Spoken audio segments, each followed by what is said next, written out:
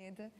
Isso queríamos todos nós, não é? Salvar o planeta, deixá-lo pelo menos melhor do que o encontramos à data em que nascemos, mas pelas notícias que vamos lendo todos os dias, parece que estamos, na verdade, a deixá-lo cada vez pior.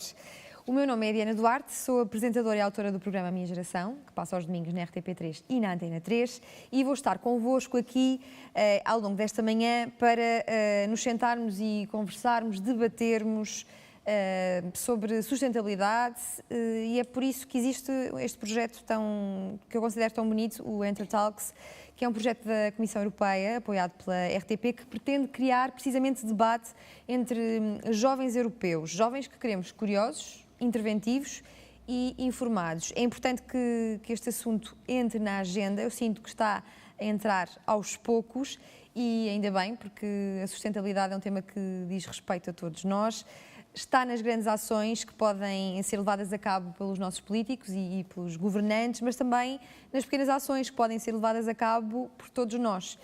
E é preciso que este assunto entre na agenda de uma forma ética e honesta e não, por vezes, parece que nos estão a tirar areia para os olhos com este assunto. E muitos de vocês já devem conhecer o termo whitewashing, que é branquear ou encobrir algum tema ou algum assunto, ou até o termo brainwashing, que diz respeito a uma lavagem cerebral ou uma manipulação em relação a algum assunto. E agora temos o greenwashing, que diz respeito precisamente a uma apropriação injustificada ou inadequada de virtudes ecológicas, sustentáveis, ambientalistas, por parte de empresas, organizações e também por parte de pessoas, através do recurso de técnicas de publicidade, de marketing, de relações públicas, e tem como objetivo criar uma imagem positiva perante a opinião pública sobre o grau de responsabilidade ambiental de organizações e, como dizia, também de pessoas, indivíduos, e tenta ocultar e desviar a atenção de impactos que, na verdade, são negativos e que são gerados por essas mesmas instituições. Portanto, há aqui uma falta de ética a duplicar. Além das más práticas ambientais, há ainda uma tentativa de maquilhar produtos ou serviços e tentar passar uma ideia de que, sim senhor, somos ecológicos, somos ambientalistas, sustentáveis, preocupados com a pegada ambiental e, por isso, cada vez mais vemos expressões como ecológico, menos poluente, sustentável.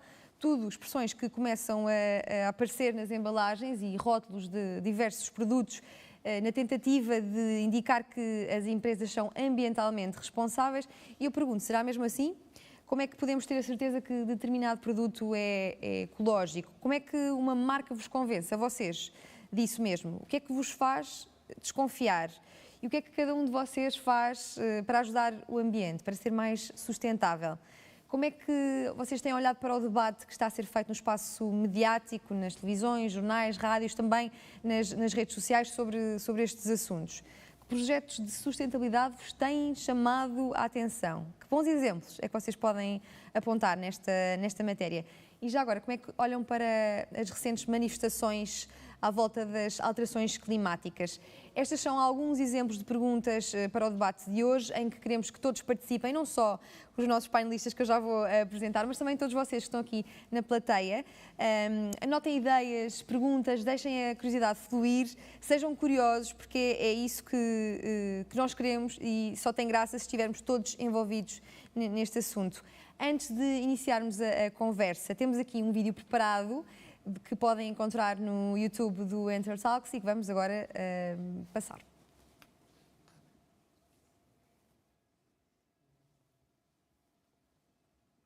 A qualquer momento. Já alguma vez ouviste falar no greenwashing? O greenwashing acontece quando uma entidade afirma estar a seguir as melhores práticas ambientais e sustentáveis, mas na realidade não cumpre o compromisso de reduzir a sua pegada ecológica. É basicamente a divulgação da informação para vender a ideia de que a entidade é sustentável e para amenizar os malefícios que esta tem para o ambiente. O greenwashing tem o objetivo de atrair clientes e investidores. Vou mostrar-vos alguns exemplos. O McDonald's e as suas paninhas de papel que não são recicláveis, a Coca-Cola Life, que tem uma quantidade de açúcar mais reduzida do que a normal, mas é vendida como uma bebida saudável, a madeira ilegal que foi usada pela IKEA para criar mobiliário que foi certificada pelo Forest Stewardship Council, Ou até mesmo esta sondagem do Twitter criada pela Shell sobre a redução de emissões sem eles mesmos terem o propósito de o fazerem. Costumas reparar em casos de greenwashing no teu dia-a-dia?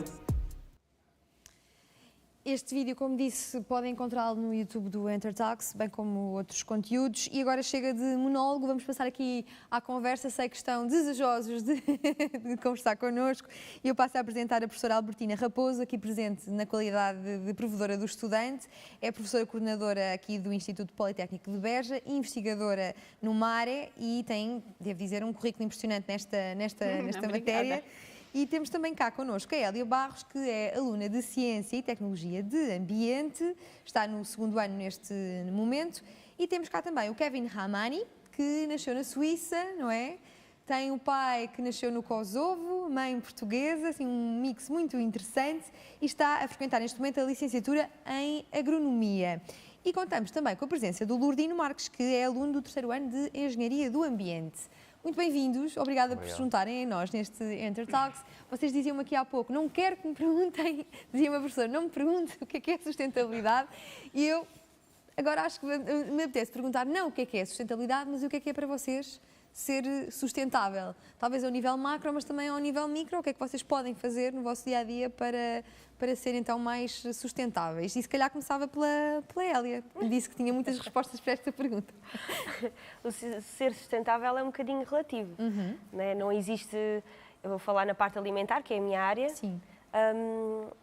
Não existe o alimento mais sustentável, existe um mais que o outro, e isso cabe a nós fazer as nossas escolhas, não só a nível pessoal, como até próprio falar de boca em boca uns com os outros e tentarmos perceber o que é mais sustentável ou não. Dou o exemplo do abacate, por exemplo. Como é que tu posicionas em relação ao abacate? O abacate gasta muita água para ser produzido e apesar de poder ser produzido de forma ecológica e respeitar o ambiente e tudo mais, a pegada hídrica deixa um bocadinho aquém. O que é que nós podemos fazer em relação a isso? Deixar de comer abacate? Não, se calhar moderar. Moderar? Porque durante a pandemia houve um brainwashing deste tema, que o abacate é muito bom para tudo e mais alguma coisa, e houve um aumento exponencial do consumo de abacate. Sim. E para cada um de vocês, o que é ser sustentável? Digam-me lá. O que é que vos ocorre? Eu acho que ser sustentável é tentar fazer o menos mal possível para o ambiente. Porque nós, só por vivermos, não é? Já estamos a produzir dióxido de carbono e a produzir resíduos, a consumir recursos naturais. E então são pequenas escolhas que temos de ir fazendo ao longo da nossa vida, no dia-a-dia, para tentar minimizar esses impactos negativos. E também podemos fazer coisas positivas.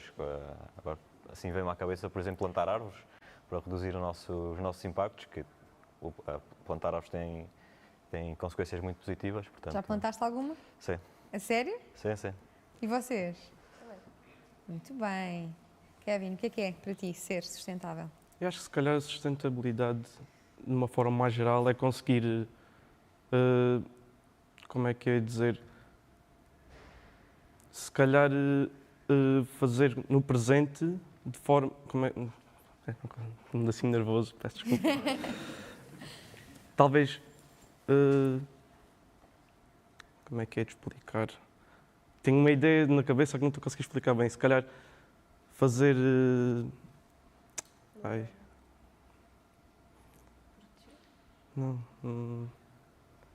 Se calhar a professora fala lá você que eu sou, que já diga. Professora, acrescente enquanto o Kevin pensa. Sim, eu acho que o conceito, isto não é novidade para ninguém, é um conceito que já traz algumas décadas de trabalho.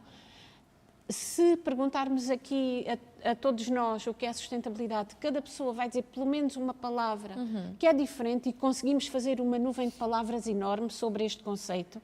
Não há uma definição consensual. Muitas vezes vimos a sustentabilidade associada a 3 pilares, que é o económico, o social e o ambiental, mas que são pilares que estão como que divorciados uns dos outros.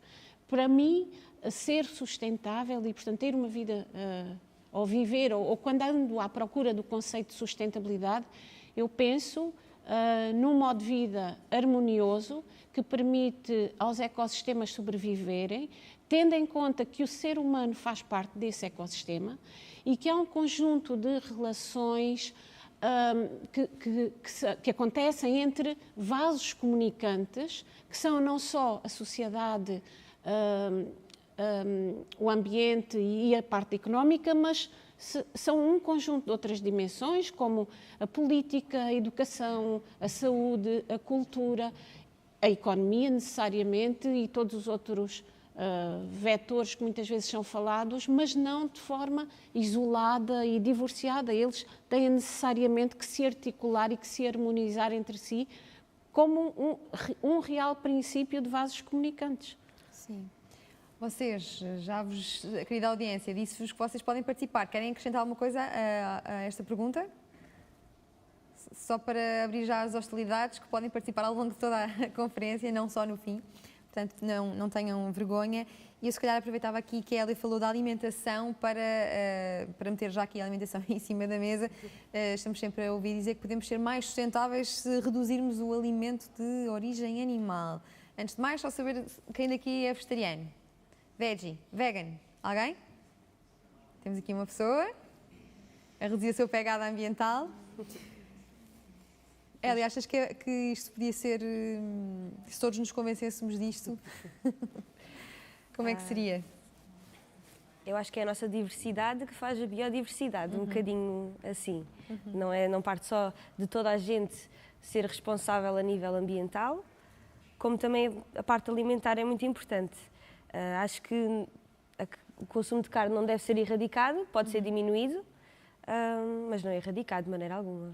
Sim. Então, através da alimentação, o que é que nós podemos fazer para tornar o planeta mais sustentável? O que eu ouço sempre dizer é que este ponto, eu concordo contigo, não devemos e não conseguimos, não é? Sim. Eu, pelo menos, habituada desde pequenina, não é fácil. E que no Alentejo imagino que ainda menos. O que é que vocês, no curso no teu curso, por exemplo, como é que os professores, como é que é, os livros, o que é que vos dizem sobre isto?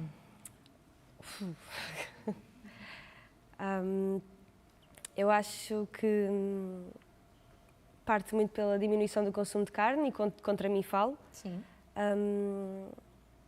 Tentar olhar um bocadinho os rótulos. Eu acho que parte muito por aí. E também temos muitos rótulos que dizem bio e coisas assim que nos estão a enganar. Um pouco como... Basta olhar lá para trás. Não é só quando falo em rótulo, falo mais na parte da tabela nutricional. Sim. Não propriamente só no marketing que é vendido pela empresa daquele alimento, mas mais por trás. Alguém quer acrescentar alguma ideia a este tema da alimentação? Se calhar na parte dos rótulos, quando se fala nesses selos bio, nesses ecológicos, por vezes metem só esses selos, mas não comprovam, não têm como comprová-lo.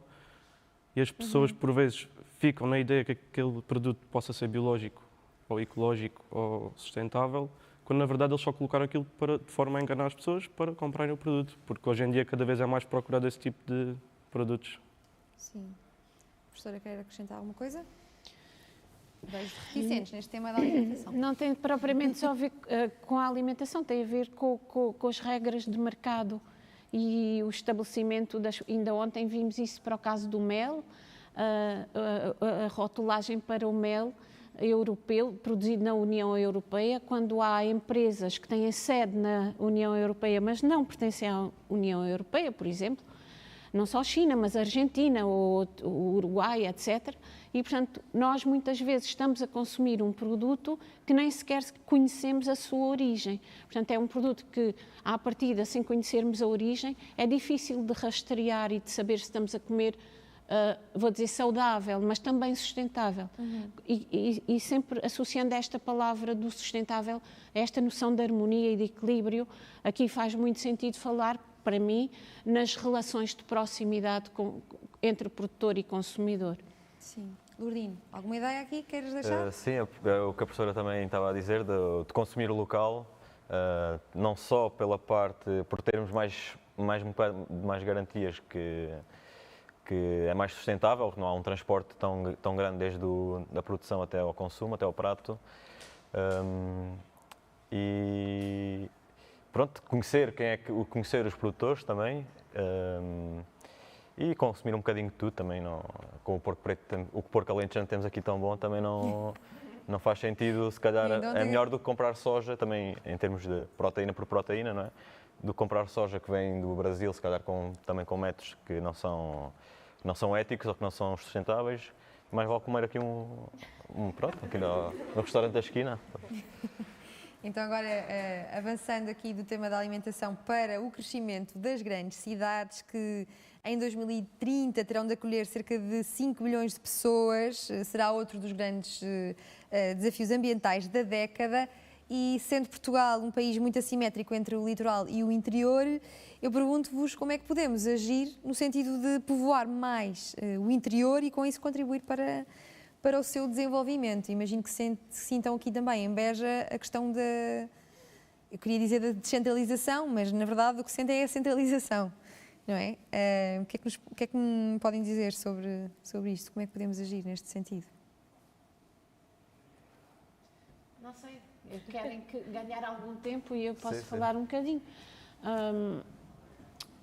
Eu acho que não, é muito importante para mim assumir e também passar esta mensagem que não há respostas fáceis, nem únicas, nem soluções absolutas. E que todos nós, desde o cidadão comum, exercendo o seu direito de cidadania, até ao alto governante que tenta também dar o seu melhor para um mundo melhor, vamos acreditar, estamos a fazer a nossa parte e em busca de soluções. O segredo, para mim, é que essas soluções têm que ser procuradas, ouvindo as várias partes, e nomeadamente à escala local e regional, ouvindo, escutando não só o decreto-lei numa perspectiva vertical, de hierarquia muito, vou dizer de cima para baixo, não é? Top-down, mas escutar as pessoas que vivem no local, que têm necessidades específicas, que têm visões específicas, que têm às vezes experiências, como o Kevin já viveu na Suíça, conhece outras realidades, tem um pai de outra nacionalidade, etc. Portanto, este confronto no bom sentido de partilha, confronto no sentido de partilha, de conhecimento, de saberes, de tradições, de culturas, tudo isso nos ajuda de forma, eu vou dizer, em cogestão, no fundo, ou de forma colaborativa, a criar ou a pensar em melhores soluções. E essas soluções também não são, na minha perspectiva, algo que é criado e que é definitivo. O que é hoje definitivo, daqui a 2 anos pode ser alterado. E isso acontece de forma tanto mais fácil e coesa e organizada e com vista a uma melhor solução quando fazemos em conjunto. E isso acontece também não só para a vida das cidades, como para a vida das instituições, das comunidades, dos bairros, das organizações. Obrigada, professora. Caros estudantes, já desbloquearam aí a timidez? Querem acrescentar mais ideias para povoarmos o interior e zonas menos povoadas do nosso país? Eu penso que há um bocado também do preconceito, pelo menos dos jovens, não é? Também falo por mim, do interior, que não tem nada, que não se passa nada, enquanto Lisboa tem montes de atividades, montes de desportos, atividades culturais. Acho que em termos dos níveis mais superiores, não é? Hierarquicamente, tem de promover essas atividades e, de certa forma, acho que também temos de ir buscar um bocado aos nossos avós e esses conhecimentos, aplicar esses conhecimentos. Por exemplo, em sustentabilidade, estamos a falar das cidades. As cidades, se calhar, não são tão sustentáveis como são povoações mais pequenas. E temos de ir, por exemplo, nas casas, aproveitar os conhecimentos que são centenários ou milenares. E com a tecnologia atual também temos de conjugar essas 2 vertentes, o conhecimento ancestral e a tecnologia atual, e tentar ligar as 2 coisas. Queres espirrar? Espirra. Estás à vontade, não prendas o teu nariz por nós. Kevin, ideia? Só acrescentar aqui ao que o Lourdinho disse. Portanto, nós temos hoje vou dizer um palavrão, uma Agenda 2030 em cima da mesa que tenta promover estas questões da sustentabilidade. É chamada a Agenda dos 5 Ps, não é? Porque ela tenta chegar às pessoas, chegar a um mundo em paz, à prosperidade, ao planeta, mas também às parcerias. justamente porque as pessoas já perceberam que é na colaboração que está a diferença, e escutar os vários intervenientes, não só o decisor político local ou regional, mas também a empresa e, portanto, o setor privado, o setor público, as pequenas empresas, os cidadãos de associações ou não, de forma individual, etc. Tudo isso acrescenta a que melhores soluções sejam encontradas. Kevin. Sim, acho que também se calhar pode passar por uma solução mostrar as diferentes realidades, mostrar que, por exemplo, aqui a parte do Alentejo não é só campo, produção, população envelhecida, e talvez mostrar que há mais do que apenas do que as pessoas possam pensar, que às vezes há muito desconhecimento ou mesmo falta de informação também, por vezes. Acho que pode passar um pouco por aí também. Elia. Eu acho que a palavra de ordem é cooperação. Pegar um bocadinho naquilo que a professora Albertino disse. Acho que a informação que às vezes passa nem sempre é mais fidedigna, ou então existe, se calhar, até um certo desinteresse, pelo menos falo da parte jovem, em olhar para as coisas com outros olhos, diria eu. Sim. E vocês, querida audiência, não querem participar? São muito bem-vindos. Temos aqui mãos no ar, que bom! Já aí vem o microfone, está a chegar? Então diz-nos o teu nome. Eu queria voltar só um bocadinho à parte da alimentação, Claro, que há bocado queria levantar a mão. Na parte daquilo que a minha colega disse da origem da proteína animal. Isto está ligado para a emissão no YouTube? Eu queria dizer que há uma grande preocupação já em substituir essa proteína por proteína vegetal. Há cada vez um maior interesse em olhar para a farinha, por exemplo, de insetos, que ainda estranhamos um bocadinho, mas que já há muita investigação sobre isso, e também utilizar a proteína de frutos secos, entre outro tipo de proteínas, para substituir já a proteína de origem animal. Era só isto que eu acrescentar aqui à informação. Como é que te chamas? Daniela. Daniela. Também aqui mais um braço no ar. Olá, meu nome é Flávio, sou também de licenciatura em Ciências e Tecnologias, como a Hélia, e acho que isto da parte do greenwashing em Portugal ainda não está bem esclarecido. Eu tenho conhecimento, só há uma lei, que é um falsificamento de produto ou qualquer coisa do género, seja ecológico, pode levar a uma até 90 mil euros. Mas acho que, em termos do governo, devia pôr mais restrições nessa parte do falseamento ecológico. Porque às vezes nós estamos a comprar embalagens em que, se calhar, a embalagem é feita de plástico, mas usa um filme de papel. Okay? A maior parte das pessoas não sabe disso. Então, o que eu aconselho é investiguem mais. A internet tem montes de coisas. E a minha opinião é que investiguem se têm certificados ecológicos. Existe um certificado da União Europeia, foi criado em 1992, que é o EU Ecolabel. E é certificação também é uma certificação que está em desenvolvimento, existe também em nível mundial, não só no europeu, em 199 países. Voltando àquela parte da população aqui no Alentejo, eu acho que falta mais investimento, mais não ter medo de investir e ir para a frente, porque é por ser o Alentejo. Tudo, na minha opinião, tudo que seja novo no Alentejo tem sucesso. Eu sou do Porto, não sou do Alentejo, abri um restaurante ali em Évora. E eu sei que o meu restaurante, se fosse na cidade, não era tão conhecido. Mas aqui é uma coisa nova, então as pessoas não têm de ter medo de arriscar. Outro ponto da parte pode ser a parte da evolução em termos de cidade, aldeia, digamos. Que é, nós aqui não temos autoestradas suficientes. Você tem... ou vai por Setúbal, para o Algarve, ou senão ali devia haver uma autoestrada que fosse Castelo Branco, mais pelo interior.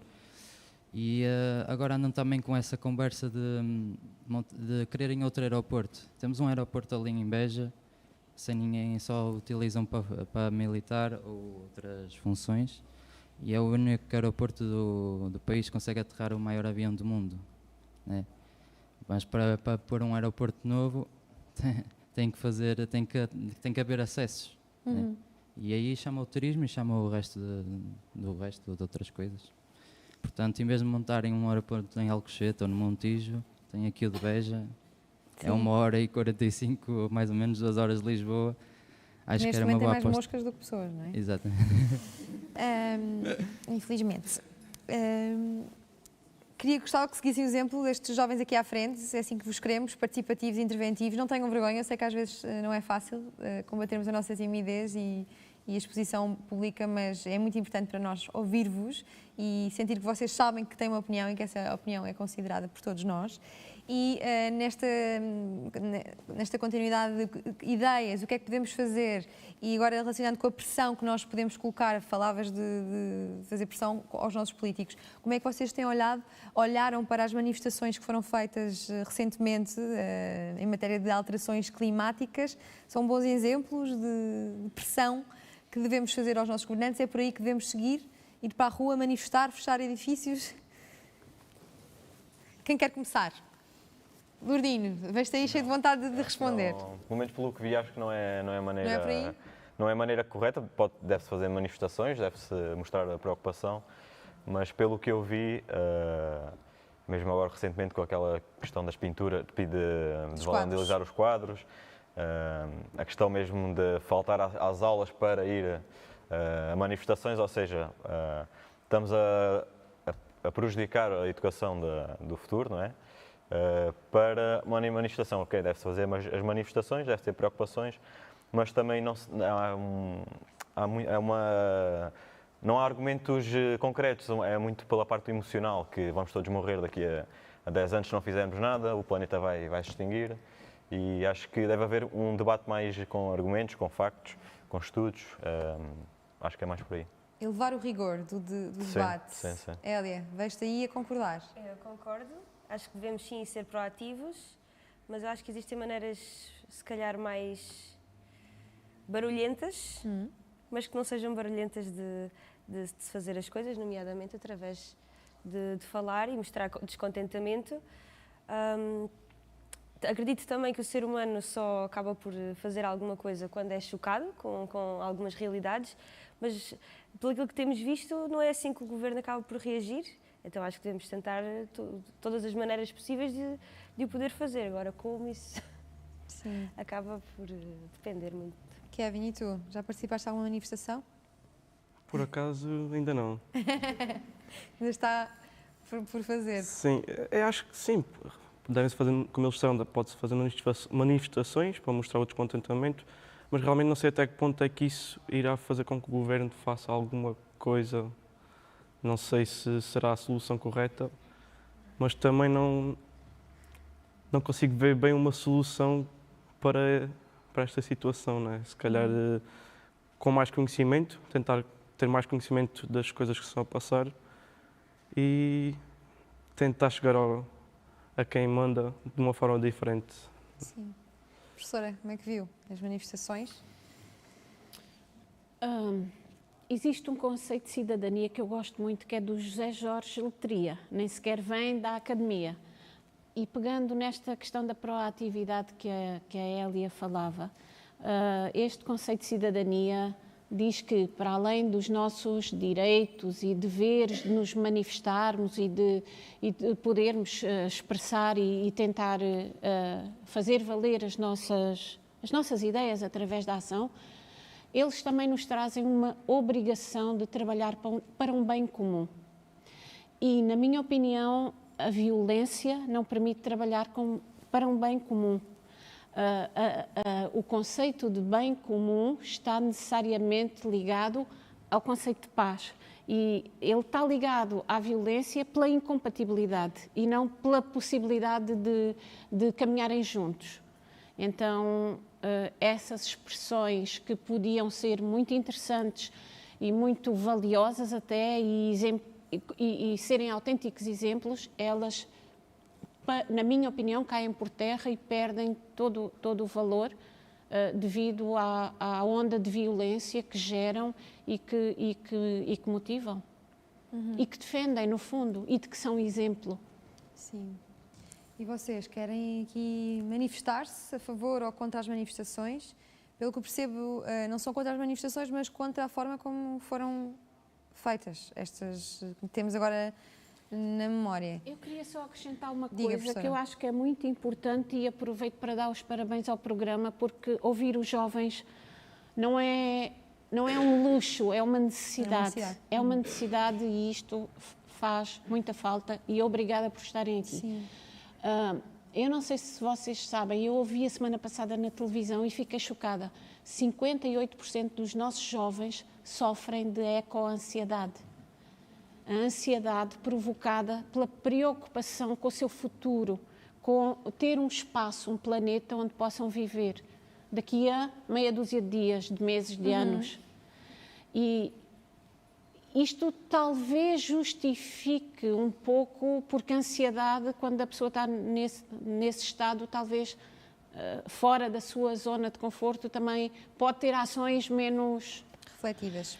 E isso talvez justifique um bocadinho, ou eu pelo menos fiquei a pensar sobre isso, não tenho uma resposta mais uma vez, mas... Sim, esta é uma geração muito ansiosa, não só em termos ambientais, mas também em termos de habitação, também não está fácil. Nós fizemos um Intertalks direcionado para este tema da ansiedade, que podem consultar no YouTube se tiverem interesse, mas diria que concordo com a professora, as alterações climáticas, o ambiente, a sustentabilidade são bandeiras muito evidentes das novas gerações. E acho que até compreendemos porquê, somos nós que estamos cá e vamos ficar cá mais tempo. Eu sinto que há até um sentimento de injustiça intergeracional.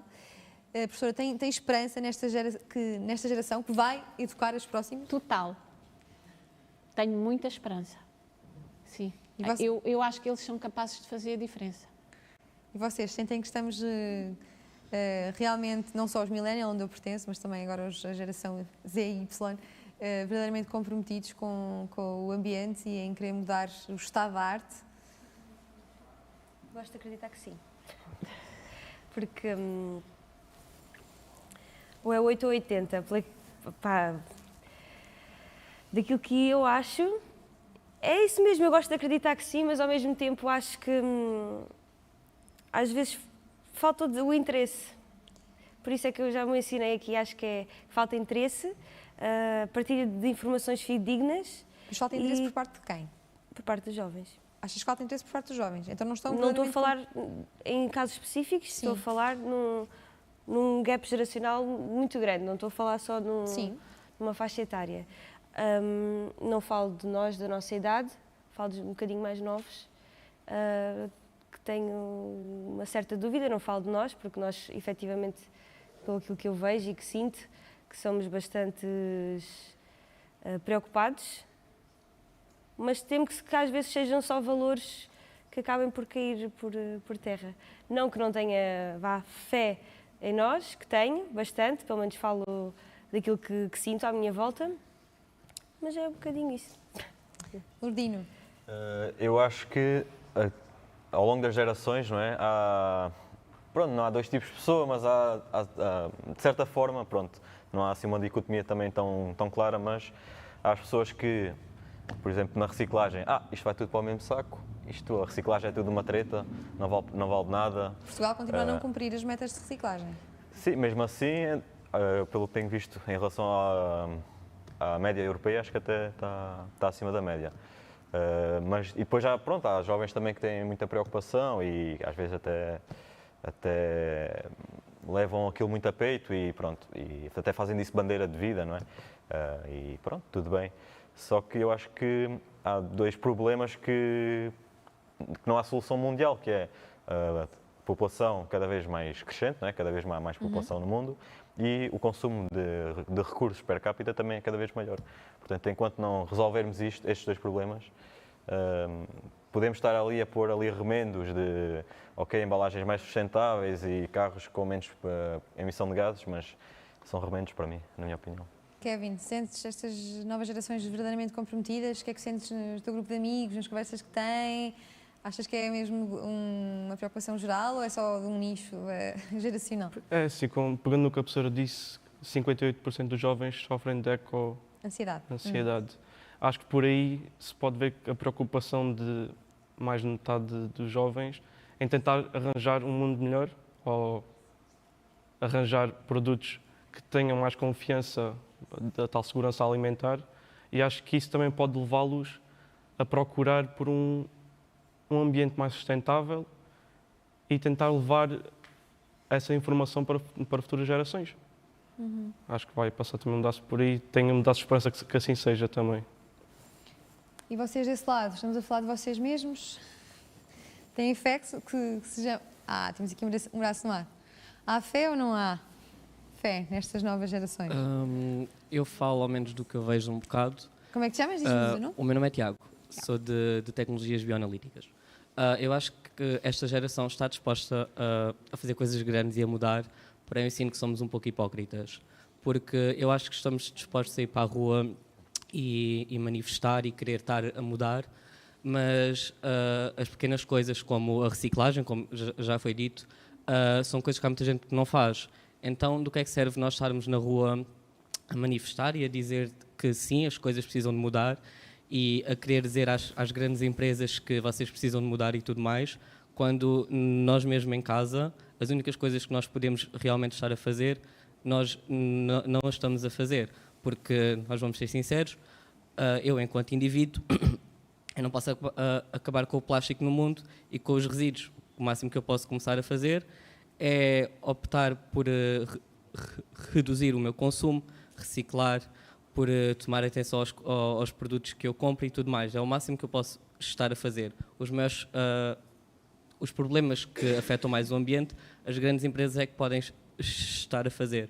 Por isso, eu sinto que, enquanto geração, sim, nós temos uma força incrível e motivação para querer alterar as coisas, mas que precisamos ser um pouco menos hipócritas e começar a ver também as nossas ações, e não só a das grandes empresas.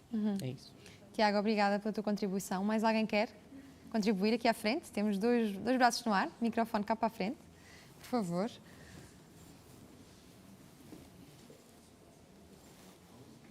Cá mesmo à frente,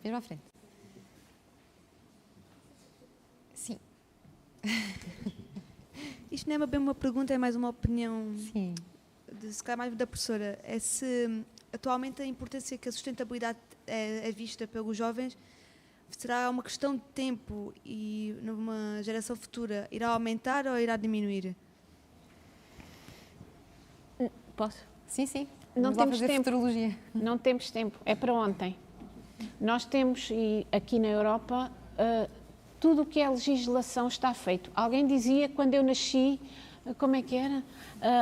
Quando eu nasci existiam todos os tratados que permitiam mudar o mundo, só faltava mudar o mundo. Nós temos na Europa legislação, temos pactos, temos cartas, temos estratégias nacionais, temos planos de ação, nós temos legislação super abrangente sobre sustentabilidade, desenvolvimento sustentável, educação de qualidade, temos tudo isso. Só falta aplicar. Aplicar à escala, não pode ser uma mudança global. O chavão a alterações climáticas, como vocês sabem, é tão global que nós até ficamos assim, o que é que eu posso fazer para ajudar aqui? Têm que ser aspectos concretos trabalhados à nossa escala, à escala da nossa comunidade. Temos que nos integrar em pequenos grupos dentro das nossas localidades, dos nossos bairros, das nossas escolas, porque todos estes centros têm capacidade de transformar a sociedade. Eu acredito nisto, que a escola é um espaço de transformação social. E a educação necessariamente tem que ser. Eu gosto muito de um autor guineense, chama-se Miguel de Barros, ele é sociólogo, e ele diz assim, se a educação fosse o primeiro ODS, Objetivo de Desenvolvimento Sustentável, não era preciso mais nenhum. A educação permite transformar o mundo. Temos que trabalhar para isso. Muito bem, professora. As grandes revoluções surgem sempre de baixo, não são impostas de cima para baixo. Portanto, cada um tem que fazer a sua parte. Concordo. Temos aqui mais uma participação. Bom, eu pegando nas palavras da minha colega Albertina, eu iria dizer, para nós sermos sustentáveis, eu acho que falta acrescentar, ainda há bocadinho estava aqui a conversar com a minha colega também, nós temos que pensar, a nossa filosofia pessoal interna tem que mudar, o nosso chip interno tem que ser reprogramado, ou seja, nós temos que nos tornar minimalistas como seres humanos, e é esta filosofia que tem que vir para cima da mesa, que é o minimalismo. Se eu precisar de uma casa de 3 assoalhadas, não vou comprar 4. Se eu precisar de um automóvel para me deslocar ao emprego e que tenho que comprar o mínimo que preciso. Portanto, nós temos que incorporar dentro de nós esta filosofia. Portanto, se eu precisar de um alimento, eu não vou fazer 11 mil quilómetros do Chile para Portugal num abacate que vem do Chile para Portugal, faz 11 mil quilómetros de avião, para chegar a Portugal, com o selzinho pronto a comer, para vir. Eu vou comprar um abacate, mesmo que gaste um pouco mais de água, produzido no Alentejo. Pronto. Em relação ao Alentejo, eu partilho aquela questão que temos aqui um aeroporto que pode ser usado com um comboio rápido para Lisboa e que é mais barato fazer um comboio rápido para Lisboa do que fazer um aeroporto em Lisboa. Isto tudo tem que ser pensado. Se queremos ser minimalistas, temos que pensar dessa maneira. O que é que eu tenho? Se eu precisar de um carro, eu não vou comprar 2. Se eu precisar de uma casa, não vou comprar 2. Portanto, isto tem que estar incorporado dentro de cada um de nós. Portanto, ainda bem que o Alentejo tem pouca população. Eu sempre vivi em Caldas da Rainha e vim morar para o Alentejo. E eu espero que muito mais pessoas se lembrem do Alentejo, porque eu gosto da qualidade de vida que tenho e da manter. E do ar puro. Portanto, é dessa maneira, esqueça o Alentejo, porque nós precisamos de qualidade de vida. Sim. Isto aqui é uma ideia muito importante do minimalismo e já lá vamos, porque é um desafio. Vivemos numa sociedade de consumo, como sabemos, portanto o minimalismo é de facto um desafio. Mas eu gostava de agarrar aqui na palavra plástico, que foi introduzida pelo Tiago, a primeira pessoa a usar este termo, para vos falar de uma realidade que já todos estão a par, que é a quantidade ridícula de plástico que está no oceano, com mão humana, não há outra mão, é a mão humana. Os peixinhos andam a comer o plástico, nós comemos os peixinhos, portanto o plástico, o microplástico neste caso, nanoplástico, microplástico, está já na nossa cadeia alimentar e é preciso continuarmos a repensar esta nossa relação com o plástico. O que é que vocês podem dizer sobre isto, sobre este repensar a nossa relação com o plástico e também perguntar-vos se, quando vocês veem pessoas na praia, deitam coisas para o chão, se devemos e se vocês têm ou não uma vontade de intervir e chamar a pessoa a atenção da melhor forma possível, da forma mais educada possível, ou se devemos seguir a nossa vida indiferentemente. Como é que vocês se posicionam? Quem quer começar? Hélia. Intervenho, sem sombra de dúvida, e sou aquela pessoa que também vai apanhando. Sim. Acho que é uma falta de respeito. Estamos a falar da parte ambiental, mas até mesmo como ser humano, os valores que à partida nos são intrínsecos, acho que jogar o plástico para o chão não faz sentido nenhum. Ele existe, é verdade, mas a maneira como lidamos com ele, neste momento pode mudar. Mas eu tenho que partilhar a opinião, tenho que mudar muita coisa na mente humana para que isso seja possível. E esse é o desafio, é mudar-nos a nós e procurarmos ter mais atenção a isso. Lourdino. Pois, a questão dos plásticos e dos microplásticos também é uma grande preocupação ambiental e também há pequenas soluções à vista, pequenas coisinhas que podemos mudar algumas embalagens, mas também depois ter, como o Flávio também referiu, que às vezes há a troca dessas embalagens, mas depois a solução depois não é reciclável ou não é tão sustentável. O plástico é um material espetacular, não é? Que nos deu, abriu muitas portas, mas neste momento é um problema gigantesco e pronto, pessoalmente o que é que nós podemos fazer? Pois, então é reciclar, é não mandar coisas para o chão, é tentar comprar produtos que não tenham plástico e que a solução também seja sustentável. Acho que passa por aí. Sim. Kevin. Acho que também passa um pouco pela consciencialização das pessoas, tentar, se calhar, primeiramente a nível individual, percebermos o quão mal é que o plástico pode fazer e que está fazendo, não é? tentar dessa forma ir reduzindo e depois conseguir explicar e demonstrar a outras pessoas, cada vez tentar mostrar a mais pessoas, que o uso indevido do plástico vai sempre tornar-se prejudicial, não só para o ambiente, mas com o tal, os microplásticos que depois acabamos por ingerir também a nós próprios. Sim. Professora, é suficiente esta questão de pagarmos 10 cêntimos por um saco no supermercado? Não é. Não é só podemos mudar, temos que mudar. Temos que recusar, temos que reduzir, temos que aprender a recuperar, temos que repensar. Há tantos erros antes de chegar ao reciclar que temos que pôr em ação. E sim, ou melhor, não, eu não defendo a fiscalidade como forma de sensibilizar, eu defendo, eu vou sempre pelas soluções mais pacíficas, menos violentas, menos invasivas. Embora reconheça que a fiscalidade, assim, no curto prazo, talvez tenha alguma influência, mas eu, por acaso, reparo nos supermercados, eu gosto muito de ficar, quando vou ao supermercado, até ficar alguns minutos na fila a observar o consumo e os consumidores. E eu reparo muitas vezes que, eventualmente, são as pessoas de menor extrato económico que mais sacos consomem. Mais sacos de plástico. São aquelas pessoas são menos consciencializados, não é? Têm acesso a menos informação? Ou seja, não são os 10 cêntimos por saco que fazem a diferença. Tem que haver uma atitude favorável e não uma punição. Porque isto é uma punição. Pagas 10 cêntimos se gastares um saco. Não é a solução.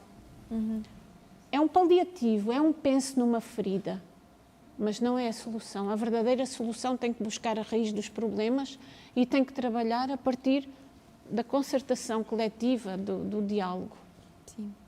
Agora, não esquecendo esta ideia do minimalismo que o professor introduziu, o que é que nós podemos, cada um de nós, fazer para ser, então, mais minimalistas, mais estoicos, controlar mais as emoções, porque muitas vezes a nossa vontade de consumir vem muito de um descontrole emocional, de acharmos que precisamos de uma data de coisas que, na verdade, não precisamos assim tanto. O que é que, agora tentando refletir um bocadinho sobre isto, o que é que cada um de nós pode fazer e o que é que cada um de vós faz nesta matéria? Vou falar de mim. Eu acho que começaria por reduzir o consumo de água. Completamente. De água? Sim. Tomar banho, lavar as mãos? Tudo. Até a própria sanita, a descarga do autocolismo. Aproveitar outra água, por exemplo, para descarregar a sanita? Ou colocar, porque agora não sei o nome, mas o reservatório leva muita água. Às vezes nem sempre é necessário a descarga completa. Mas isso já existe há anos, a informação não vem só de agora, o problema não vem só de agora. Já a minha avó colocava uma garrafinha com pedras dentro do reservatório do autocolismo. Mas existem coisas que fizeram muito sentido, começou a ser feito e depois ficou em stand-by. E eu acho que essas pequenas coisinhas precisam de ser feitas outra vez. Pelo menos falo por mim. Sim. E já há muitas famílias, conheço algumas, que já vão tentando fazer essa gestão inteligente da água. Muitas vezes nós não fazemos porque não estamos assim tão bem informados do que é que nós podemos fazer, talvez um bocado por preguiça individual. Lourdino, minimalismo. Minimalismo, pois. Por exemplo, o que ela também falou da reutilização de águas, não é? A implementação do sistema de águas cinzentas, chamado sistema de águas cinzentas, que é... tem um impacto muito positivo, mas há que haver um investimento e há que haver recursos financeiros, e hoje em dia, com o contexto económico atual, não é, e mundial, é muito difícil fazer isso. Uma pequena ação que eu fiz foi, hoje por acaso falhei, mas é comprar a garrafinha de vidro ou de metal. No Natal também ofereci umas 10 garrafas, pronto, foi fácil também, ajudou. E fui amigo do ambiente. Pronto, são essas pequenas ações no dia-a-dia, em vez de comer carne processada, se calhar então comer comida processada, comer comida fresca, que também tem muito menos impacto, e acho que passa por aí. E tu, Kevin? Isso não sei, isso já não sei.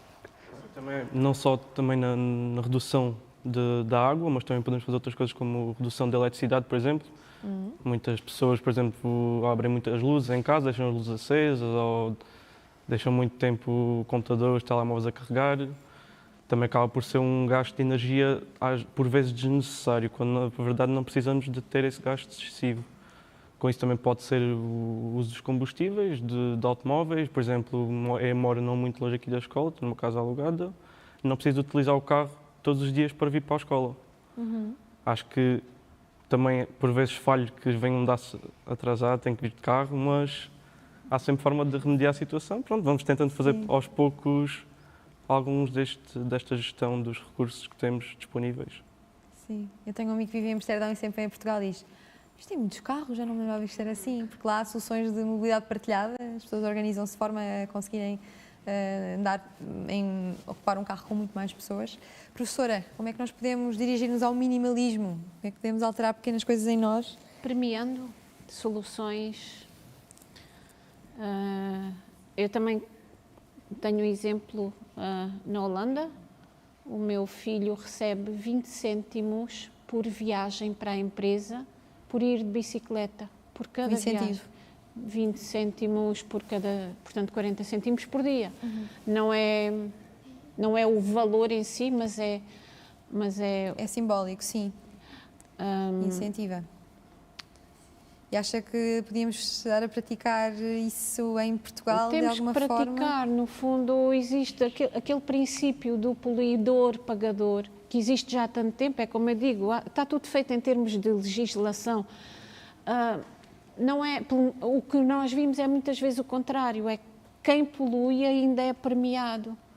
E isso é que não pode acontecer. Portanto, há muito para fazer ao nível das grandes empresas, ao nível das decisões que se tomam, ao nível da decisão política que se toma sobre a fiscalidade até e sobre o modo como as empresas podem atuar. Achei curioso as respostas. Eu falei de minimalismo, vocês levaram para os recursos hídricos, para a água, para a energia. Eu estava a pensar mais no consumo que nós fazemos de comprar bens que nós não necessitamos assim tanto, normalmente em superfícies comerciais que pertencem a grandes empresas e ao invés de apoiarmos comércio local e apoiar localidades, mas também na questão da roupa. A roupa é um dos principais contributos para a degradação do ambiente.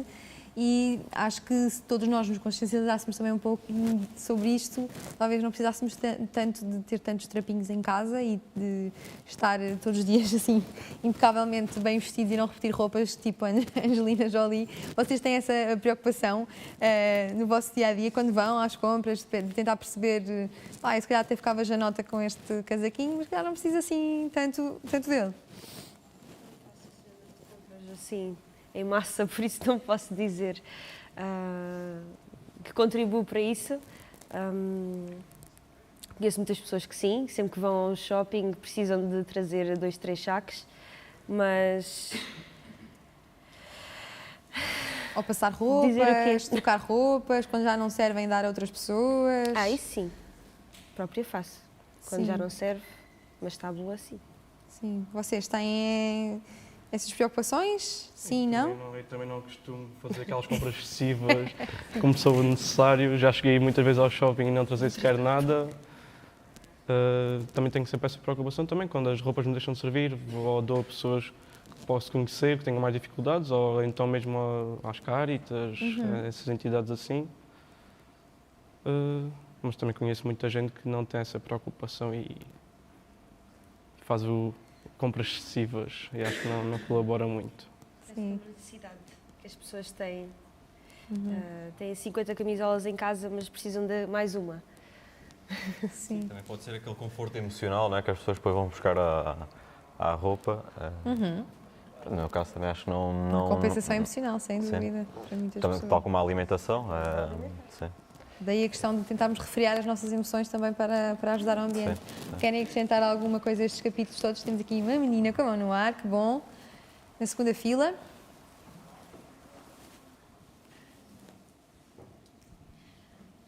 Como é que te chamas? Rita. Rita? Sim.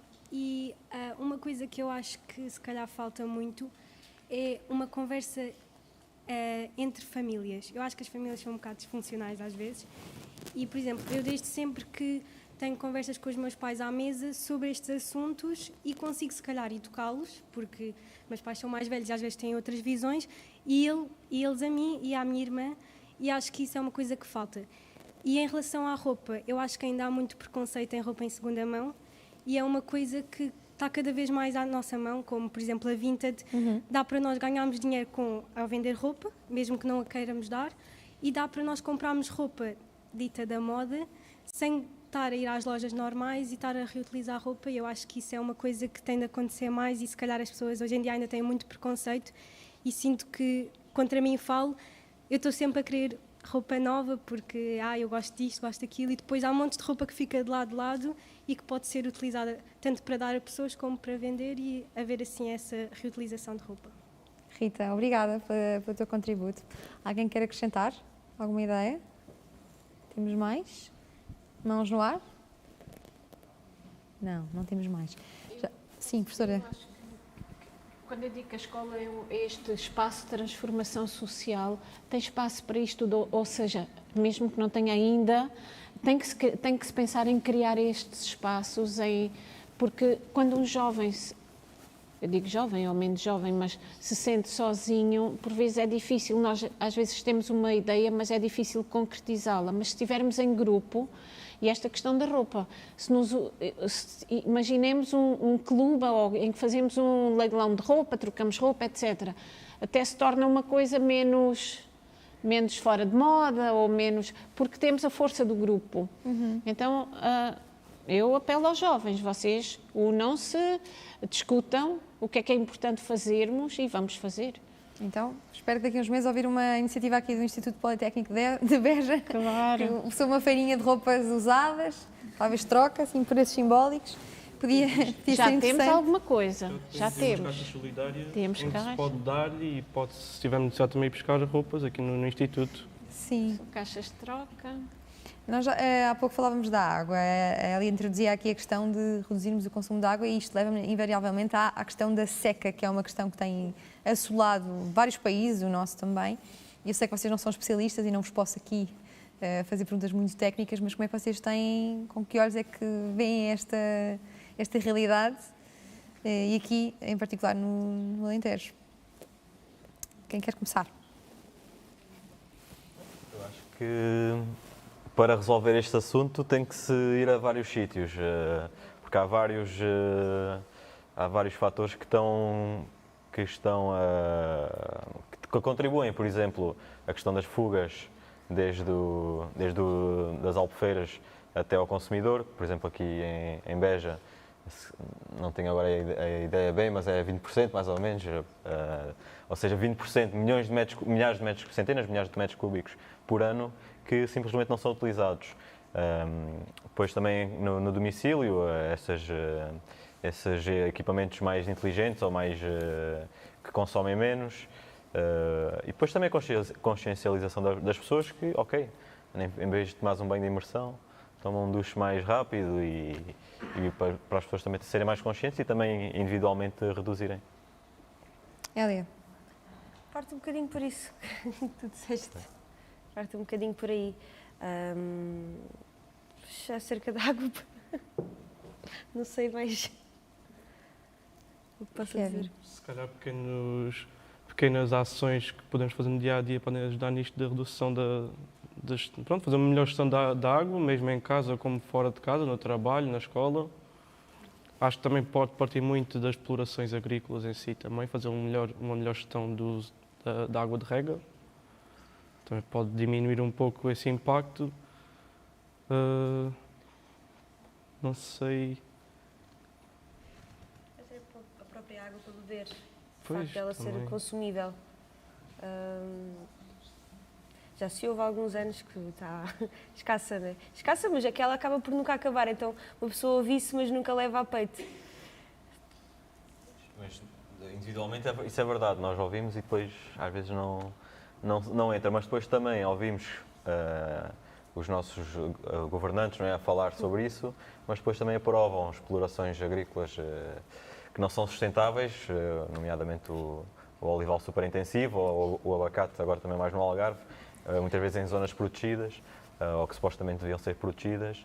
E depois nós também pensamos, ok, eu estou aqui a esforçar-me e vou reduzir aqui alguns milhares de litros por ano, mas depois estão a continuar a intensificar este tipo de atividades que, pronto, é uma escala completamente diferente, é uma ordem de magnitude que não tem nada a ver. Professora? Sim, no início falávamos em bons exemplos de sustentabilidade e quando se pensa em água e em seca e sabendo que o Alentejo é uma região onde chove pouco e cada vez menos, eventualmente, tenho que lembrar alguns exemplos de agricultura regenerativa que já estão a acontecer, nomeadamente em Mértola. O lema é a água também se planta, portanto são modelos de agricultura que tentam reter, que fazem com que o solo retenha maior quantidade de água, que ela esteja mais disponível. Irrigação inteligente tem que ser. E também, mais recentemente, em Beja, no seminário, estão 4 hectares de uma hortinha, não sei se vocês têm conhecimento, de agricultura regenerativa. Pronto, depois falar no Freixo do Meio, que é um exemplo na agricultura biológica herdado do Freixo do Meio. São milhares de hectares em modo de produção biológico. E que são alguns exemplos que nos permitem, pelo menos, demonstrar que é possível outros modelos de produção altamente produtivos, capazes de alimentar o mundo, que há muita ideia de que a agricultura mais orgânica, não é capaz de alimentar o mundo. Essa é uma falsa questão. Nós sabemos que a fome no mundo não existe por falta de alimento, porque numa ponta do mundo deita-se comida fora e na outra ponta do mundo não há comida, não é? Portanto, é uma questão de má distribuição, é uma questão económica e política. E, portanto, falar destes exemplos e sensibilizar e dar a conhecer que eles existem e que são modelos de produção muito válidos é fundamental. Obrigada, professora. Deste lado aqui, audiência, temos um braço no ar, muito bem. Já está aí o microfone. Como é que te chamas? Bruna, eu sou aluna também aqui do Instituto, mas de outra área, portanto, aquilo que eu sei é aquilo que eu procuro por mim só saber.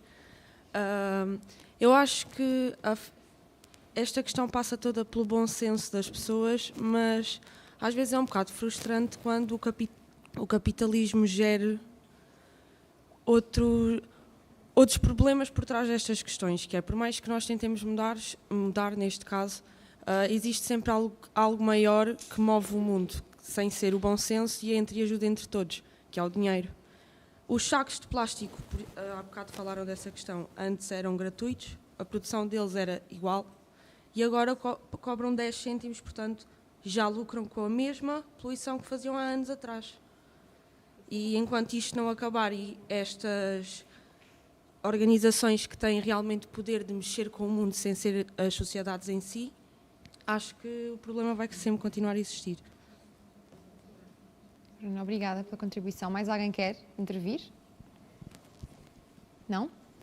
Então, eu gostava aqui de aproveitar que a professora falou de bons exemplos, porque nós temos estado aqui a falar de maus exemplos, de o que é que nós podemos melhorar, o que é que está a acontecer ao nosso planeta, e bons exemplos. E convoco também a audiência aqui para participar nesta questão que estou a colocar. Bons exemplos que vocês tenham à vossa volta. Podem ser pessoas que vos inspirem nestas matérias, podem ser projetos de sustentabilidade, publicações, empresas. Para onde é que nós devíamos estar a olhar para nos inspirarmos e para seguirmos bons exemplos? Onde eu trabalho, eles compram local e sazonalmente. Então conta-nos, onde é que trabalhas e como é que... Trabalho em Silos. Ok. E acho que é muito importante comprar local, como já foi mencionado, mas o sazonal também, porque lá está, nós consumimos as mesmas peças de fruta o ano inteiro, elas estão sempre na prateleira o ano inteiro, e o transporte delas, só o transporte, já nem falo da conservação,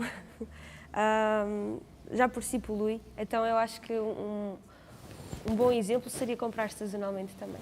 Procurar saber o que é sazonal, porque se não comprarmos, eles vão deixar de estar na prateleira. eles só está na prateleira aquilo que nós consumidores efetivamente consumimos. Eu acho que poderíamos pensar um bocadinho nesse aspecto também. Lourdinho, Kevin, professora, audiência, bons exemplos, projetos em que devíamos pôr os olhos em cima. Eu penso que convido toda a gente, ou quem tiver um terrenozinho ou uma hortinha ou assim, eu tenho uma hortinha com umas árvores de fruto, ponho lá as minhas coisas, ali não há greenwashing possível, portanto é logo direto. Convido, mesmo em casa, quem tiver um terraçozinho para plantar ervas aromáticas, já estamos a reduzir, já estamos a ter um grande impacto e a qualidade depois nutricional também é completamente diferente, portanto, e o próprio sabor também. E ainda poupamos uns trocos valentes, não é? E poupa-se uns trocos valentes, sim, também. Kevin. Talvez pegando aqui no que foi dito, por exemplo, temos o Intermarché que faz muita compra de produtos locais, aos produtores locais. Acho que é uma boa opção, se calhar, talvez procurar mais esses produtores locais, conhecer também, portanto, o tal conhecimento com quem estamos a quem estamos a comprar os produtos. Acho que, por exemplo, se formos fazer mais essas compras aos produtos locais, ajudamos a crescer economicamente e socialmente o interior. E também é uma forma de mudar-se mais sustentável de ajudar o país. Elia, existe uma questão que é, sim senhora, os produtores devemos ter uma hortinha em casa e tudo mais, mas às vezes há pessoas que produzem em casa e acabam por vender em mercados e tudo mais, mas eles não têm conhecimento sobre os pesticidas que utilizam para poder ter essas produções, não têm conhecimento de coisas que efetivamente são importantes e às vezes chegam alimentos às mesas que não são microbiologicamente aceitos nem seguros, é isso, faltava-me o nome, nem seguros. E então eu acho que lá está, é a informação que passa, tem que ser real, porque às vezes uma pessoa fala, mas não sabe do que fala. Professora Albertina. Sim. O conhecimento é fundamental. E tem mais projetos em que nós possamos inspirar-nos? Sites, publicações, empresas, serviços, produtos. A Bruna sabe. Está ali com a mão no ar. Eu tenho. Peço o microfone para a Bruna novamente. Então eu passo a palavra à Bruna. Ok. Por acaso sei de um alojamento local que por acaso é aqui perto da região, que é em Castro Verde, que é os 4Bs. É um local que troca, por exemplo, alojamento em outros países, vão contando histórias entre as pessoas. As refeições que são servidas são biológicas e são produzidas também por outro projeto que os proprietários têm, que é o Blota, que é virado mais para a área alimentar, que são produtos todos biológicos, produzidos também pela proprietária na horta da mesma. Para além de se trocarem, eles são adeptos também de andar de bicicleta, explorar o contacto direto com a natureza. Portanto, eles acabam por trocar alojamento com outras pessoas de outros sítios, também ligados com o mundo das bicicletas, e acho que é uma iniciativa em que se pode meter os olhos. Como é que se chama? Os 4Bs, tem a página Bs. Bs, os 4Bs. Muito bem. Temos aqui um projeto em cima da mesa. Querem indicar-nos mais algum do vosso conhecimento? Temos aqui mais uma mão no ar à frente. E se não vos socorre nenhum, é mau sinal. Eu prometo que é a última vez que vou falar. Não, fala sempre. Eu, por exemplo, sigo uma página que é no Instagram que chama-se Mar à Deriva, que são... Mar à Deriva? É um casal que vai a diversas praias do nosso país recolher o lixo que se encontra. E acho que é muito importante ver essa página, porque só aí é que nós temos a noção do lixo que existe nas praias. Porque nós chegamos à praia e muitas vezes está limpo, porque houve pessoas que a limparam, mas o lixo que eles mostram nessa página é uma coisa assustadora. Muitas vezes encontram motas, o microplástico, que é uma coisa que nós não temos a noção, mas é mesmo uma coisa preocupante. Sim. Chama-se Mar à Deriva, é um casal que vai apanhar lixo na praia, é uma coisa que todos devíamos de ver para ter a noção do lixo que se encontra nas nossas praias, no oceano. E continuar a levar as nossas crianças a limpar praias, não é? Eu lembro de ser pequenina e em ações dessas que começam por sensibilizar-nos. Aqui na parte da Câmara também, que limpa aqui terrenos à volta, que eu por acaso já fiz, e é o lixo que se encontra no mato. Muitas vezes nós passamos lá de carro e não temos a noção do lixo que nós se calhar se encontra, porque encontramos tudo. Uma vez eu cheguei a encontrar um monitor de um computador e fiquei, quem é que vem aqui deitar um monitor do computador só porque sim. Realmente, onde há ser humano há lixo, onde há humanidade há lixo. Mais alguém quer divulgar projetos? Força. Eu queria falar porque na parte mais principalmente aqui no Alentejo, tem muita produção de azeite. Acho que esses produtos alimentares têm algumas etapas da fabricação, do processo, né? Que podem ser aproveitadas para outras coisas. No azeite tem algumas etapas que faz muita poluição e pode ser aproveitado, por exemplo, para biodiesel ou algo do género. Também não é só más notícias, tirando um bocado do tema. Há 3 dias atrás vi nas notícias que a ONU comunicou que o buraco de ozono está a fechar-se. E eles preveem que se nós continuarmos assim, e o que nós não podemos continuar só assim, devemos estar sempre a evoluir, como tudo na vida, irá fechar por volta de 2066, ou seja, vamos voltar a níveis que tínhamos em 1980, que é antes da abertura do buraco de ozono. Portanto, eu acho que, exato, nós temos que pensar em termos pessoais e mesmo a parte das empresas, o que é que nós podemos fazer melhor, qualquer coisinha, o que é que isto dá para reutilizar. E, por exemplo, na Câmara de Portel, que é a aldeia onde eu vivo pertence ao Concelho de Portel, eles já implementaram dar à Câmara 3 ecopontos pequenos para cada casa, porque assim é mais fácil e as pessoas não têm aquela preguiça de deslocar os ecopontos que já existem, né? Então acho que isso já foi um bom avanço, e temos ali a portinha e pomos na portinha e temos as segundas, terças, quartas, você passa o vidro, o papelão, a embalagem. Portanto, eu acho que foi uma boa iniciativa e pertence à Agenda 2030, como a professora disse, a professora Albertina. Portanto, acho que temos que evoluir.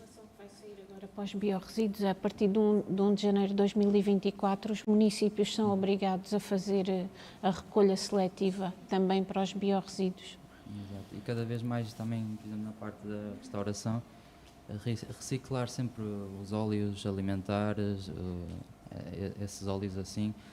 E também uma coisa que eu tento fazer sempre no restaurante dos meus pais é a parte de desperdício de comida.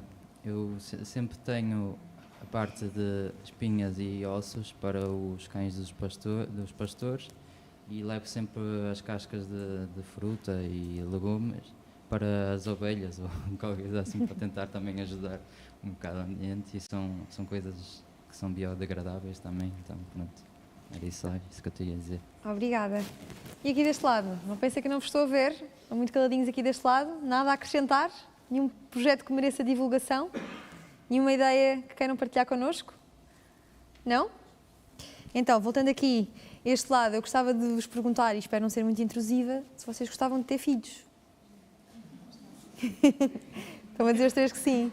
E que planeta? É que quando uma pessoa tem essa imensa dar continuidade, não é?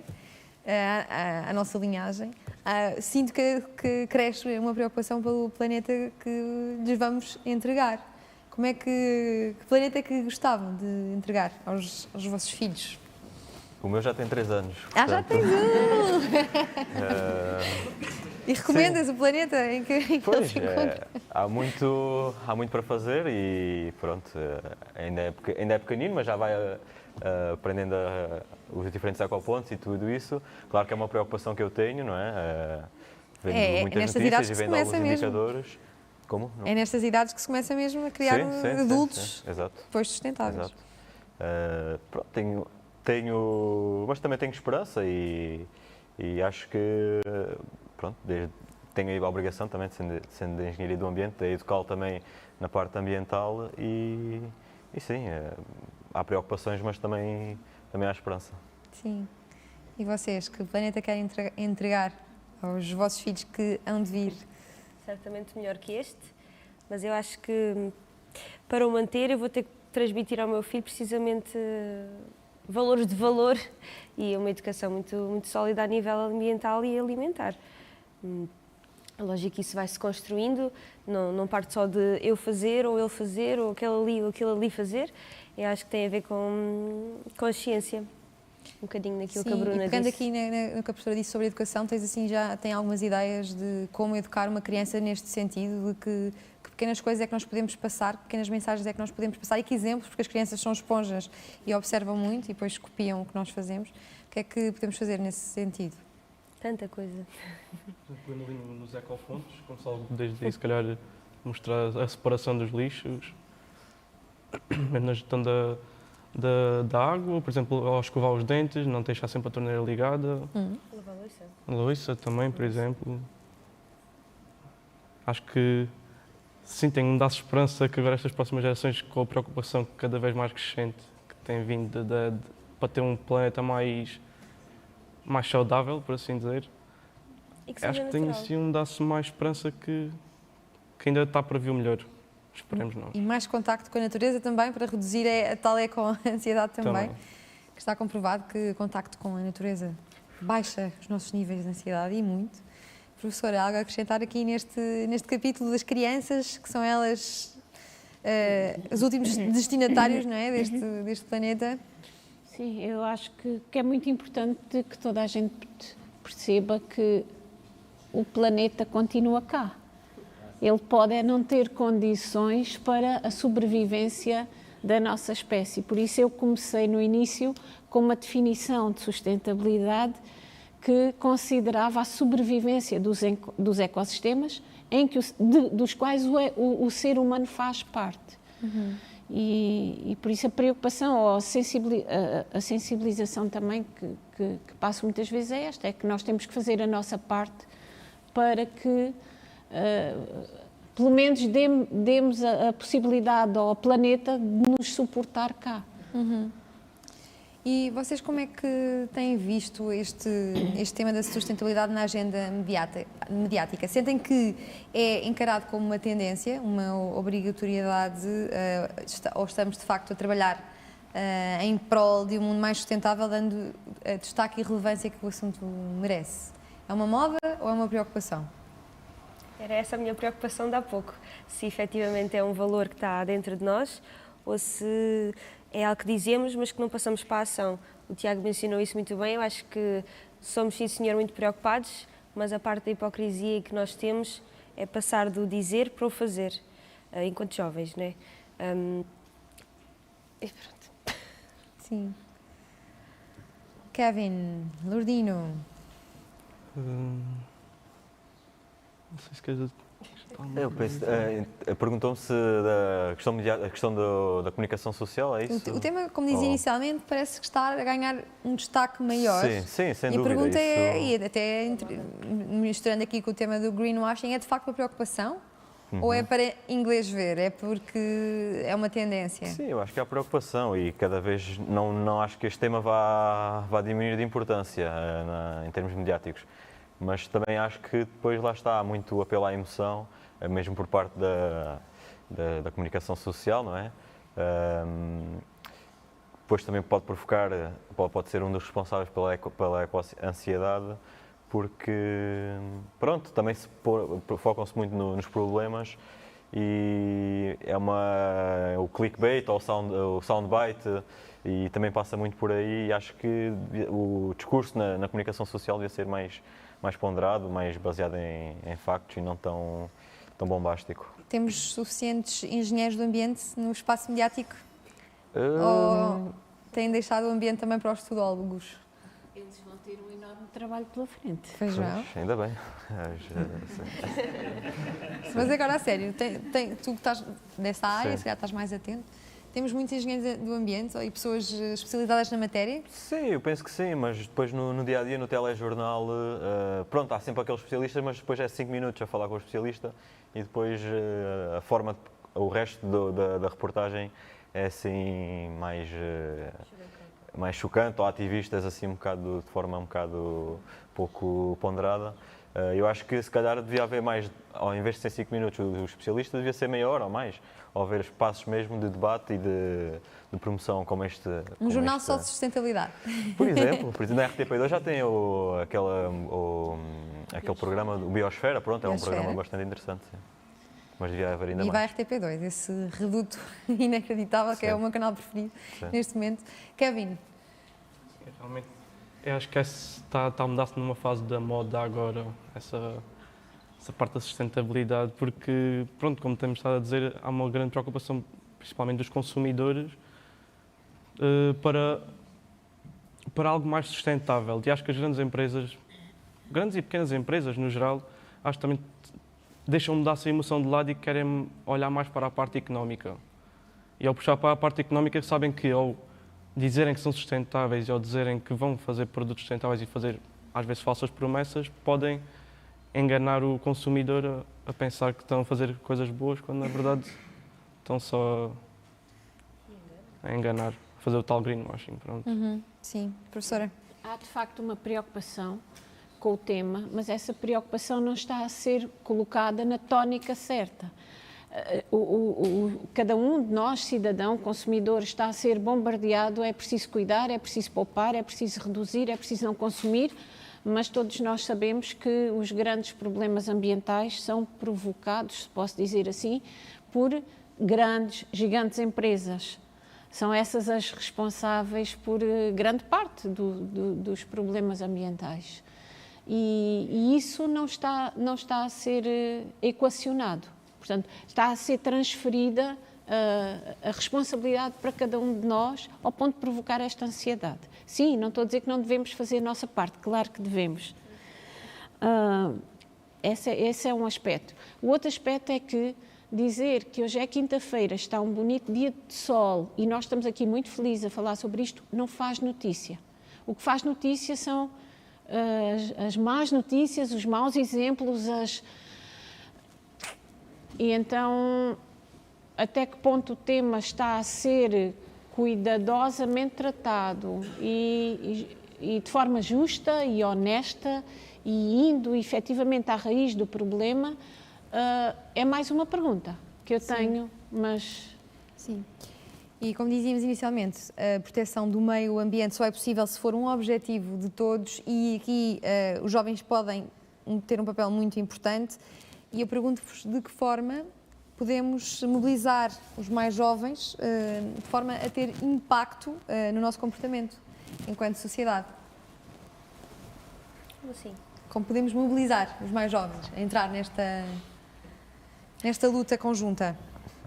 Dar a importância que deveria ter, pela maneira correta. Não é... Às vezes eu acho que é demasiada informação.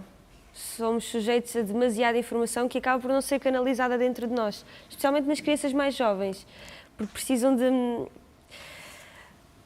Agora não sei dizer em português, bystanders. Tem que haver pontos que mediem essa informação que chega, porque ela entra, mas não é processada. E então eu acho que parte muito pela maneira como é processada essa informação.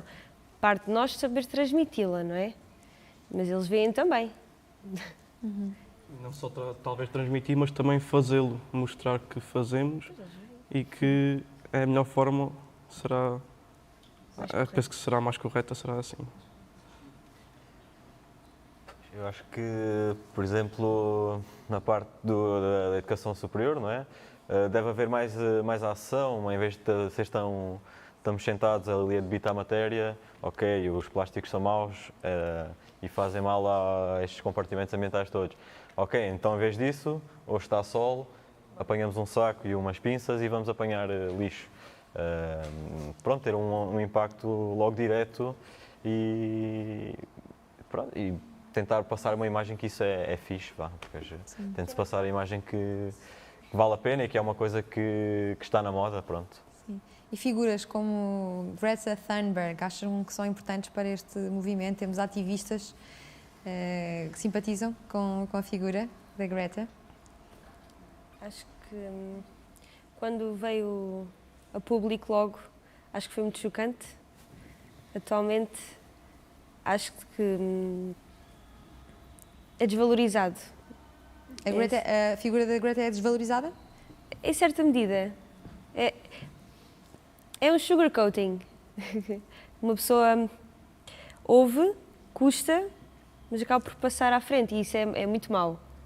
Mas na altura, quando veio logo, de facto foi uma bomba que apareceu e uau, e o que é que ela diz e a maneira como o diz, acaba por tocar muito na pessoa que ouve. Mas acho que com o passar do tempo perdeu o valor que se calhar devia ter. E vocês? Como é que olham para a importância? Basta pensar na greve climática, que continua a existir, se não fosse ela, se calhar... Sim. Não. E a greve climática é um bom exemplo de que os jovens, de facto, estão mobilizados. Precisamos de mais ativistas nesta matéria? O que é que vocês acham? Mais figuras que cheguem à frente e que queiram revolucionar, porque acaba por ser uma figura revolucionária, contestatária, apesar de ter uma equipa por trás e sabemos disso, mas... Precisamos de grupos de diálogo, de reflexão conjunta, de ação conjunta, mais do que atores isolados, na minha opinião. Sim, eu concordo com a professora. Por exemplo, referiram aqui o caso de, já não sei quem é que foi, de um grupo de Facebook que retirava o lixo das praias. Eu também tenho outro grupo, ou sigo outro grupo no Facebook que também faz isso. Pronto, e esse grupo se calhar são 5 ou 10 pessoas, e depois há mais alguns voluntários, mas depois aglomeram ainda mais pessoas e ao fim de 5 anos ou 6 que eles têm já recolheram toneladas e toneladas de lixo. Portanto, é o que a professora está a dizer dos pequenos grupos, mais do que aquelas figuras que pronto, têm uma grande mediatização, mas depois não conseguem ter um impacto significativo nas nossas ações. Então, acho que agora entramos aqui nas notas finais, vamos nos despedir. Não sei se querem deixar aqui alguma mensagem que não foi passada, acho que tocámos aqui nos pontos mais importantes e entrava então nas reflexões finais para nos despedirmos. Algo mais a acrescentar? Iniciativas que vão decorrer em breve, vamos ter em Portugal a Jornada Mundial da Juventude. Podemos fazer mais qualquer coisa, mais manifestações ordeiras e sem fechar edifícios. O que é que podemos fazer agora neste 2023 que está no início? Portanto, é a altura certa para projetarmos os próximos 12 meses, entretanto já 11 meses e meio, e olharmos para o futuro. Bom, nós temos aqui em Beja, vamos começar por Beja. Dentro do Instituto, somos certificados Campus Saudável, pela FISUS, já temos medalha de prata, quer dizer que já temos um número de ações que são reconhecidas como boas práticas, não só ambientais, é uma certificação que engloba várias temáticas e vários aspectos, mas existe especificamente um grupo sustentabilidade, ambiente, sustentabilidade e responsabilidade social. Todos e todas podemos participar, vocês são sempre bem-vindos, sintam-se convidados. E existe um plano de ação para este ano, mas que está aberto a mais iniciativas, portanto é uma boa forma de nos juntarmos para fazer alguma coisa e passarmos das ideias específicas, isoladas de cada um de nós, a reflexão conjunta e a ação concreta. Professora, muito obrigada pelo seu contributo ao longo de toda esta conversa. Vocês, para fechar, não tenham vergonha, podem dizer agora comentários, livros que vos tenham marcado, quando é que ficaram despertos para esta consciência ambiental e o que é que nos podem deixar aqui esta audiência para que também ela se motive a ser mais eco-friendly e não a nível de greenwashing, mas verdadeiramente eco-friendly. Os pequenos gestos. Talvez não ter preguiça também de procurar informação. Não sei. Sim, acho que se a nossa mente estiver bem, depois vamos ter escolhas mais corretas. Portanto, também a parte psicológica, temos de estar psicologicamente saudáveis, que é para depois também tomarmos decisões mais corretas. Já falámos aqui de muitas ações que podemos tomar, pequenas ações, mas se as implementarmos, vamos fazer uma diferença significativa. Pronto, desde a nível individual, a nível de grupo, e depois fazer pressões nas organizações governamentais e não governamentais maiores para fazerem essas alterações. última chamada desta audiência. Perguntas finais? Notas finais? Vá lá, uma só. Duas. Ninguém? Ninguém mesmo? Então, olha, mais uma vez agradecer-vos por terem estado aqui presentes. Espero que tenham tirado algumas notas de tudo o que aqui foi dito. Agradecer ao Lourdino, à Elia, ao Kevin, à professora Albertina pela vossa contribuição. Não se esqueçam de seguir o Enter no Instagram e também no YouTube. Temos imensos conteúdos. E vamos estar aqui à tarde a falar sobre substâncias aditivas. Estão todos convidados. Teremos aqui outros alunos, mas se vocês quiserem juntar a nós e não tiverem aulas, por favor, não faltem às vossas aulas. Será com muito gosto que vos recebemos aqui novamente. Obrigada e até breve.